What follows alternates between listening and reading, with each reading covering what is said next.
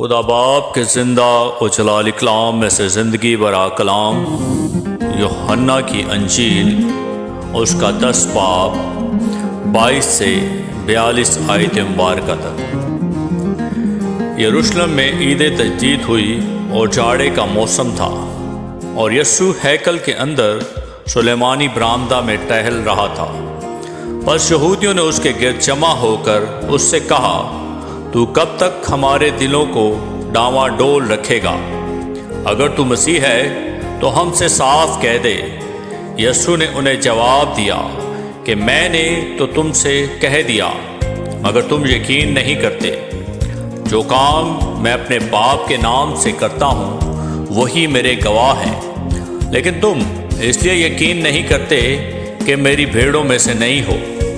میری بھیڑیں میری آواز سنتی ہیں اور میں انہیں جانتا ہوں، اور وہ میرے پیچھے پیچھے چلتی ہیں، اور میں انہیں ہمیشہ کی زندگی بخشتا ہوں، اور وہ ابد تک کبھی ہلاک نہ ہوں گی، اور کوئی انہیں میرے ہاتھ سے چھین نہ لے گا۔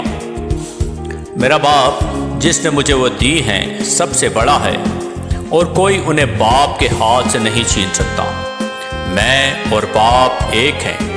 یہودیوں نے اسے سنسار کرنے کے لیے پھر پتھر اٹھائے۔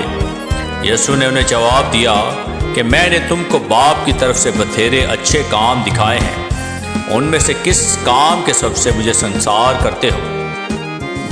یہودیوں نے اسے جواب دیا کہ اچھے کام کے سبب سے نہیں، بلکہ کفر کے سبب سے تجھے سنسار کرتے ہیں، اور اس لیے کہ تو آدمی ہو کر اپنے آپ کو خدا بناتا ہے۔ یسوع نے انہیں جواب دیا، کیا تمہاری شریعت میں یہ نہیں لکھا کہ میں نے کہا تم خدا ہو؟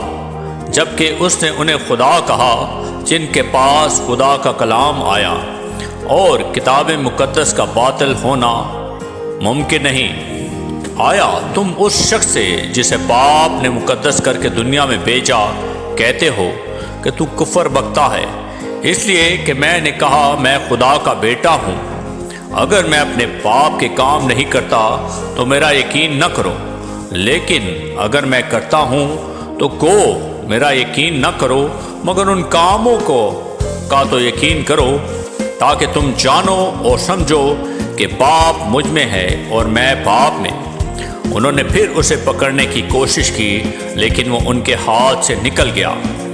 وہ پھر یردن کے پار اس جگہ چلا گیا جہاں یوحنا پہلے بپتسمہ دیا کرتا تھا، اور وہیں رہا۔ اور بتھیرے اس کے پاس آئے اور کہتے تھے کہ یوحنا نے کوئی معجزہ نہیں دکھایا، مگر جو کچھ یوحنا نے اس کے حق میں کہا تھا وہ سچ تھا، اور وہاں بتھیرے اس پر ایمان لائے۔ آمین۔ پاکلام کے پڑھے اور سنے جانے پر خدا ان کی برکت ہو، خدا ان کا شکر ہو۔ آمین۔